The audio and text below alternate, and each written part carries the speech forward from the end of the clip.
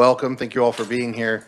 It appears I was just served a request for a bill introduction by the Attorney General's office. So if you'd like to share this with us, that'd be great. Yes, Mr. Chairman. I took the stairs, so I may not be breathing just yet. But Chairman Owens, members of the committee, we'd like to thank you for the opportunity to request this committee introduce the following bill at the request of the Attorney General, Derek Schmidt. It's 22 RS 2963. It's a bill clarifying time limits for filing state habeas corpus civil actions. Thank you for considering the request. I'd stand for questions at the appropriate time. Any questions, committee? Any objections? All right, we'll request it be introduced, and well, thank you for not serving me with a civil action. Thank you, Mr. Chairman. Are there any other bill introductions today? All right, seeing none, we'll go ahead and open the hearing on House Bill 2516 and ask Natalie to give us an overview.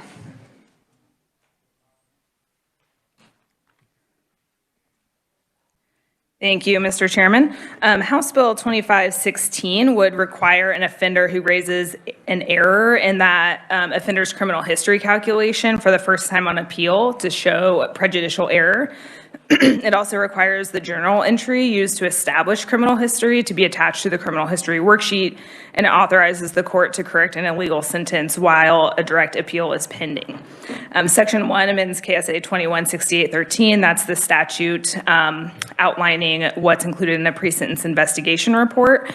Subsection B5 is amended there to provide that the journal entries for each listed prior conviction that would be necessary to establish that person's criminal history or the application of a special sentencing rule would have to be attached to the criminal history worksheet and be a part of the criminal record. Section 2 amends KSA 216814. That's the statute about calculating a person's criminal history. Current law there provides that a summary of the offender's criminal history prepared by the court will satisfy the state's burden of proof regarding an offender's criminal history.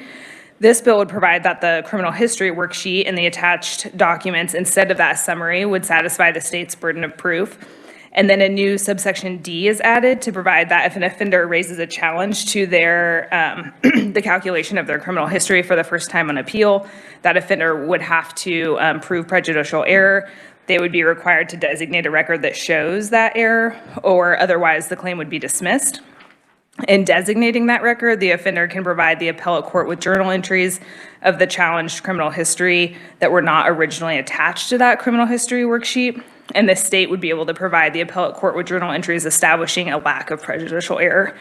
The court can take judicial notice of that documentation when determining whether or not a prejudicial error exists, and the court can remand the case if there's a reasonable question as to whether prejudicial error exists.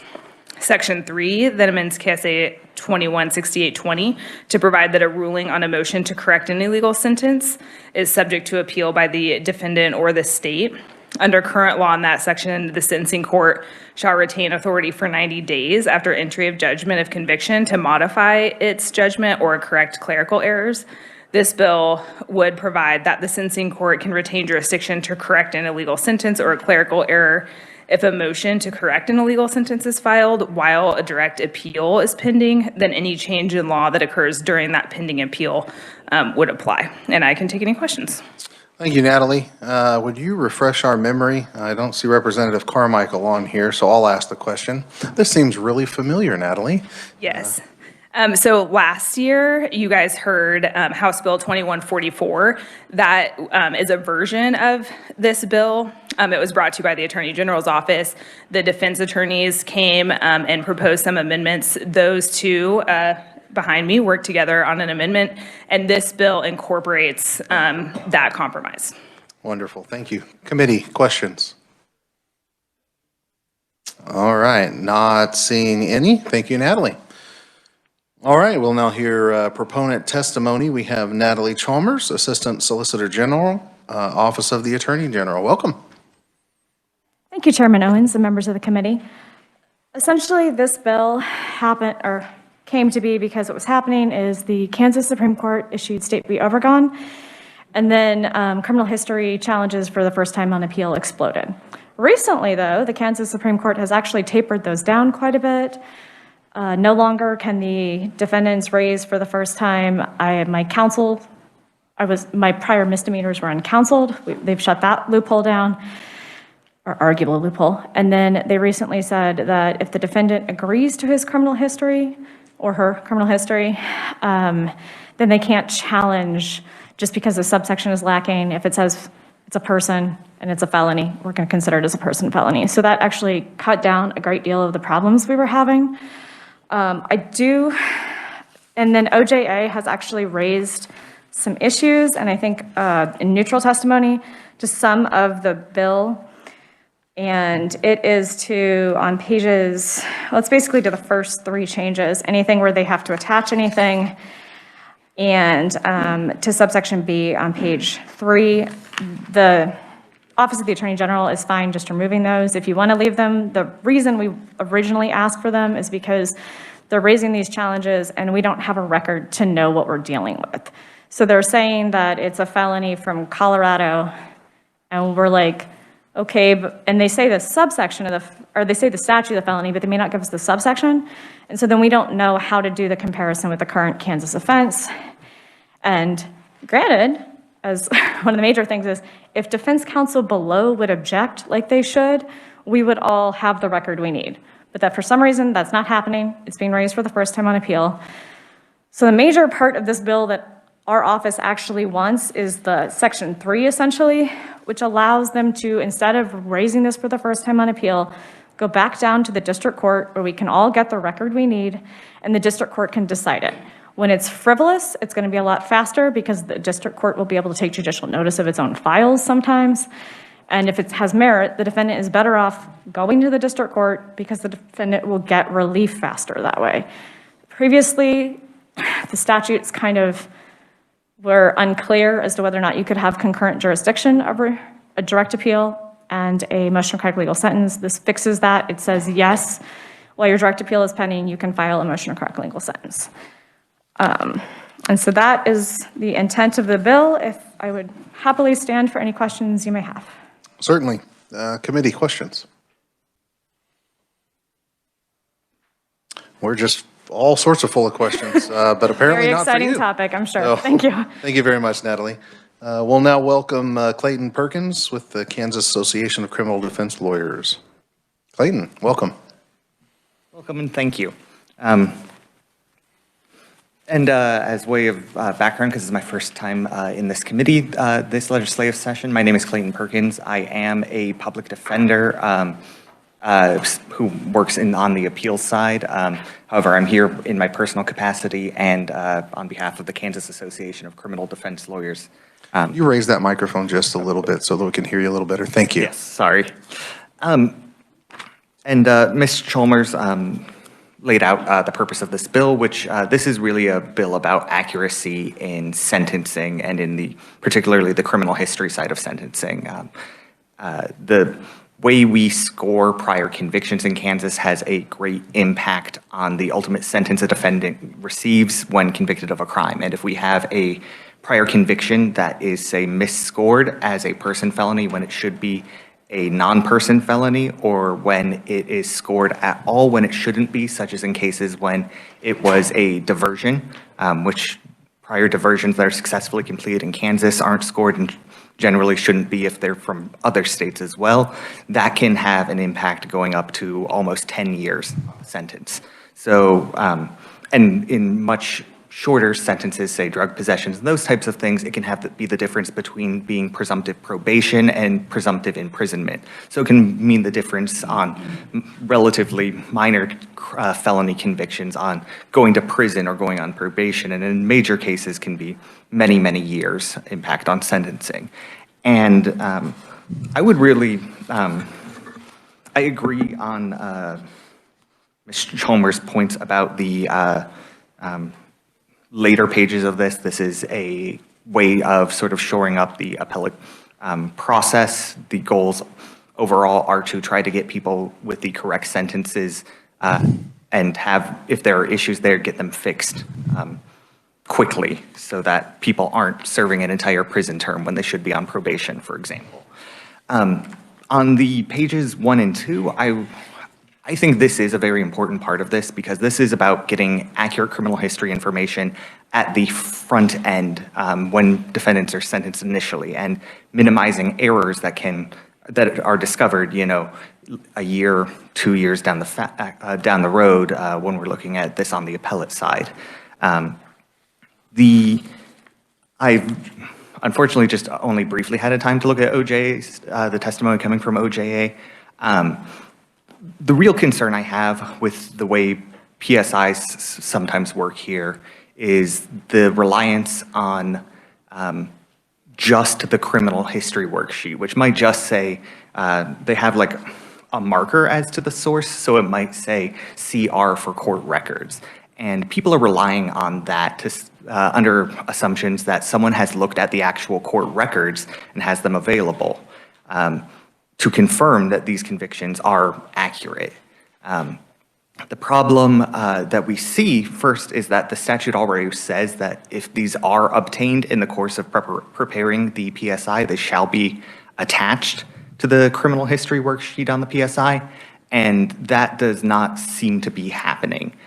Speaking to defense attorneys at the district court level, sometimes they can go to the court and see those records because they've already been obtained, but they're not actually getting attached to the PSI worksheet. And I've worked a couple hundred appeals my day, and I've never seen a criminal history worksheet with the journal entries or anything attached beyond the criminal history worksheet.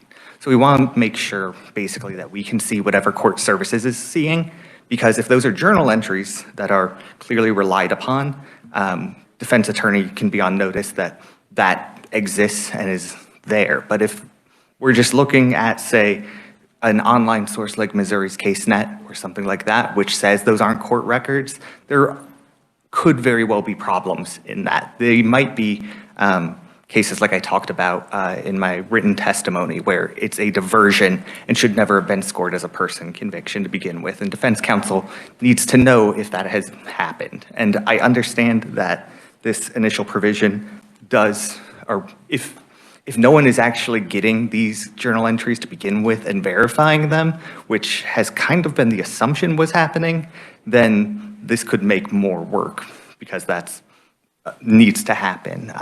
But we have, even in this, tried to tailor it. The terminology in the language is necessary to score or on the sentencing grid or for a special sentencing rule. And as you know, our sentencing grid looks to, it's basically scales up based on persons and non-persons. The max is 3 felony person convictions, however. And on the non-person side, it was 3 non-persons. And if you have a person conviction, it already bumps you up past the non-person box into D land. So we're only asking about 3 prior convictions that need to be included in the record to make sure that we are getting our sentences accurate, that people are not serving time that this legislature says they shouldn't serve. That is my prepared remarks. I'm happy to answer questions at any time. Thank you, Clayton. Representative Carmichael, you have a question? I do, Mr. Chairman. Thank you. I apologize, Mr. Perkins. I stepped out of the room for just a moment, but it sounds like that you are a proponent of the revised proposal we have here in front of us. Yes, we are proponents. Okay. Is there anything that this committee could do for you to make this a better law? No, I think this is just a good law. Perkins. That's all I need to Good hear. Well, let's see what JOA has to say. OJA. Committee, any other questions for Clayton? All right. Representative Osmond. Thank you, Mr. Chairman. I have a question for either you or Ms. Chalmers. Is there an example of the prior conviction worksheet that we could see in order to understand more about the specifically what would be attached to the files? I have one right here, if it's okay to. Yeah. They're available online if you look up on the Sentencing Commission or prepares them. Okay. I can hand you one. Sure. And if that's one, is that just a blank one? Yes, that's just a blank That one that we could keep and scan in and share with everybody? Absolutely, yes. And this is just straight from the Sentencing Commission's blank form on their website. Okay, we'll make sure. Thank you. All right, thank you. All right, are there any other proponents on this bill? All right, then we will hear from our neutral conferee, Spence Cohen, Court Services Specialist, Office of Judicial Administration. Spence, welcome to the committee. Thank you all. Thank you, Mr. Chairman and committee members. I am Spence Cohen. I'm with the Office of Judicial Administration. And I will start off by telling you, I'm just going to highlight my written testimony that you have and kind of explain what court services officers do as part of their investigation. Representative Osmond, I also have a copy of an entire PSI if you all would be interested in that rather than looking up on the Sentencing Commission where those documents are found. I'd be happy to provide that to you. So currently, as you know, court services is required to conduct a criminal history check, to complete a PSI for every felony conviction in Kansas. They are, as stated, supposed to attach any journal entries that are obtained as part of that history check for the PSI. What officers do to obtain that information, and I can tell you from experience, I was a court services officer since 2003 and I've written hundreds of PSIs, so I'm very familiar with our process and how it works. But generally, after a conviction occurs, a officer will obtain a Kansas Bureau of Investigation and a National Crime Information Center report, which will list all the arrests that may have happened with the defendant. From that, they will look at each arrest, and they will track down that information to verify the conviction. That's done through numerous ways. Anymore, with the internet age, it is easy to look up records. For instance, in Missouri, if you call Jackson County Circuit Court, they will refer you to look at their CaseNet to get their correct information, as that is what lists information such as the conviction or the actual arrest, what the conviction was, the date that the conviction occurs. It will list statute numbers, and that's all information that is used to put in the pre-sentence investigation, the criminal history report. It also, they also list in the PSI and that criminal history report a score, not necessarily a score, I apologize. For instance, it will say if it's a person felony, a non-person felony, person misdemeanor, non-person misdemeanor. So they use that information after obtaining court records. If it's not online, they will call district courts, circuit courts, municipal courts to obtain those records. Records are often hard to obtain, not that they can't be obtained, but they do present some challenges at times. I recently had contact before this bill came up, was contacted by a court services officer, chief court services officer that was expressing to me in California to obtain a juvenile record. They had to submit 6 different basically forms, application to get that record. They had to have those served with 4 different agencies before they could obtain that record. It does vary state to state how records can be obtained, how easy they are. For instance, like we mentioned, Missouri, you can call in Missouri, you can email, and they will send you those records, usually by email. If you're requesting certified records, they do mail those records to you. It is just for your knowledge, the journal entry, a felony journal entry in Kansas can be 15 pages long. There are some pages that can be removed, but this obviously would create longer PSIs. If you have someone with 5 or more felony convictions, you're looking at 100 plus pages on a PSI if you attach each journal entry. Misdemeanor journal entries are generally quite a bit shorter. They might be 2 to 3 pages depending on how many convictions there are, but that you can imagine if 10 or more convictions, that this obviously will will create quite a bit more paperwork, longer PSIs, I should say, not paperwork. The e-file system that the court does have limits on the size that can be filed. So if there are lengthy PSIs, it's likely that these will have to be multiple filed PSIs. The other issue is that it can often take many weeks to months in order to obtain a journal entry from out of state. It's, for instance, I will use California again. It's very typical to wait a month to 2 months before you can obtain that journal entry due to their backlog in their system. And so the issue with that is that it can create longer periods to get someone sentenced. Obviously, if we have to wait to get that information versus using online or phone records to verify those convictions. There's also generally a cost involved in obtaining journal entries, so that's something to consider as well. So that's the basics of how a PSI is done and the issues we see. Again, I didn't state it, but this is neutral testimony. So, and I'll stand for any questions. All right, thank you, Spence. It's good to see you again. Had a chance to work with Spence over the last 3 years on the Criminal Justice Reform Commission, so I've enjoyed getting to know him. Representative Howerton. Thank you, Mr. Chair. Just for my clarification, I just heard a whole lot of words. What are PSIs used in? So a pre-sentence investigation is what the PSI stands you. for. Okay. And they are for every felony conviction in Kansas, it is required to have this investigation done. It includes information. It'll include personal information for the defendant. It will Okay. include the actual sentencing information that the judge uses by obtaining the criminal history. That's what comes up with that score that Mr. Clayton talked about, which designates how long the sentence should be for that offense. Just spelling out the acronym helps me a lot. Thank you. Thank you. Representative Carmichael. Thank you, Mr. Chairman. I'm not clear what you're explaining to us. Are there people in Kansas who have PSIs that have been prepared by court service officers who've never seen the out-of-state journal entries of conviction that are incorporated into the PSI?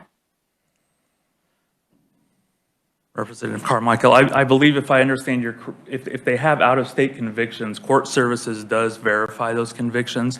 Generally for out-of-state, we do obtain those journal entries. As stated, they should be attached per statute to the PSI, and it's obvious that doesn't happen across the board though. But they are confirmed. I apologize, Mr. Chairman. I'm not tracking here.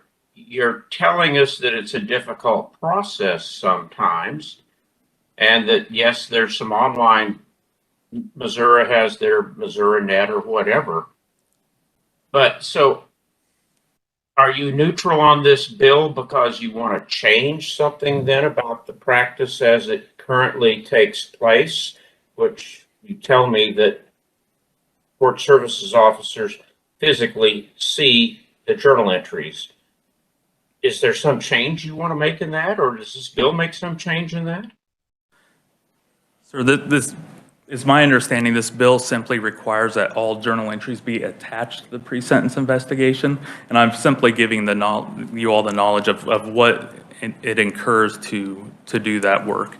I am neutral on this, and I will be clear, if we use online systems, if we call a district court clerk, say out of state, to obtain that information, because of the lengths that may take to get those journal entries, we might use that information gathered from the circuit courts, district courts, municipal courts that are out of state, rather than obtaining the actual journal entry. That may occur.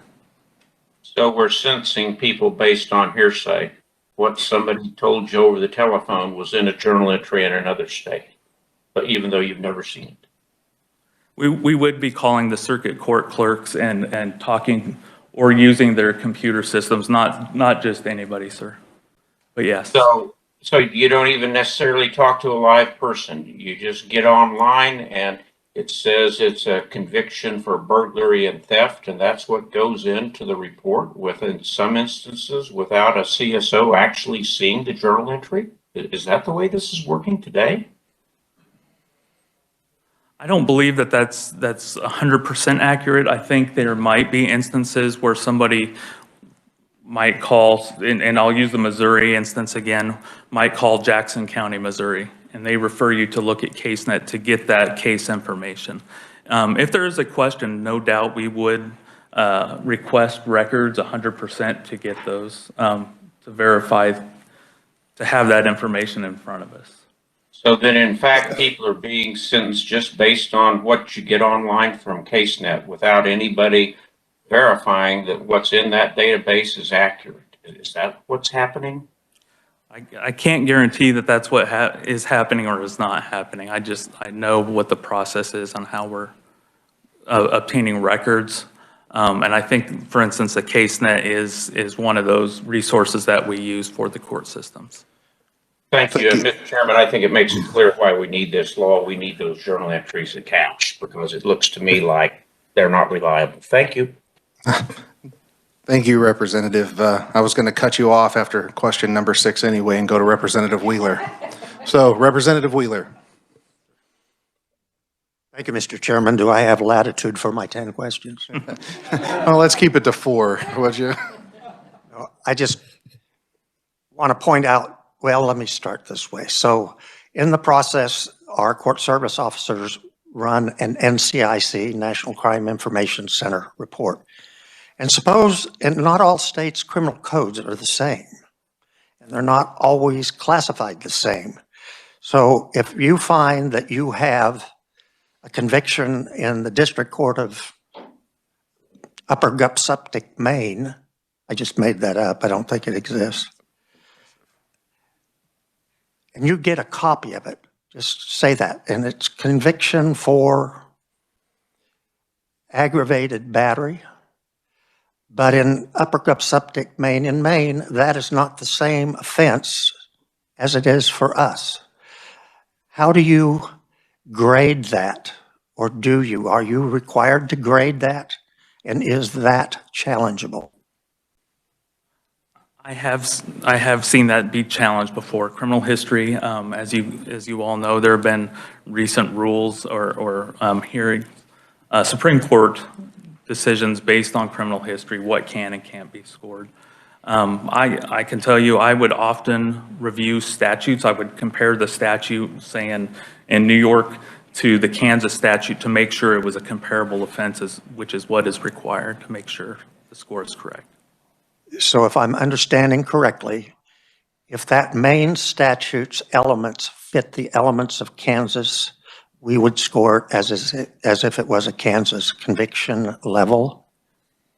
Correct. I would have to review my desk reference manual from the Sentencing Commission, which is our guide. But yes, just to make sure comparable offenses do work. Thank you, sir. Yes. Thank you, Representative. Any other questions? All right, Spence. Thank you. Thank you all.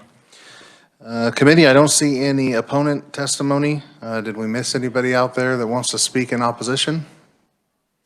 All right, seeing none, we'll go ahead and close the hearing on House Bill 2516 and move into a hearing on House Bill 2517. And we'll ask Natalie to give us an overview on that.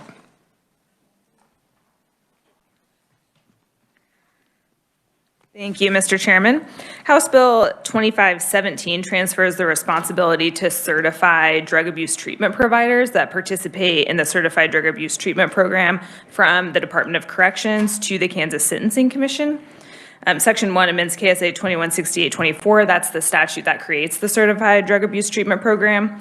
Subsection G there is amended to provide that mental health professionals include those providers who have been certified by the Kansas Sentencing Commission as opposed to the Department of Corrections as it is in current law. And those offenders would be certified pursuant to KSA 7552-144. Section 2 then amends KSA 7552-144 to provide that change in reference from the Secretary of the Department of Corrections to the Kansas Sentencing Commission. Subsection B is amended to provide that the Commission may establish a process for revoking certification of programs that don't meet the Commission's qualifications for certification. And I can take any questions. Any questions for Natalie? All right, thank you. We'll now welcome Scott Schultz, our sole proponent from the Kansas Sentencing Commission, who apparently wants to take on more work and relieve KDOC of some burden. Mr. Chair, you are correct. Well, thank you for the opportunity again, members, to speak in front of you. I am Scott Schultz. We hope that as a proponent of this bill that it certainly will be more successful than the AFC Championship was. So keeping that in mind, this particular bill is one that, just as a way of background, I think when I talked with you a couple weeks ago, we talked about the Senate Bill 123 program, substance abuse treatment program that our office runs. However, there are quite a few folks involved in the process. We obviously have our offenders that are possession offenders. Some are small sale individuals that are on probation and have been sentenced into this program. We have our substance abuse treatment providers that are also providing services that are all in your neck of the woods that are providing services to the offenders. We have community corrections involved that is also supervising at the same time simultaneously these offenders while they're getting treatment. And then we have the Sentencing Commission that we act as the bank.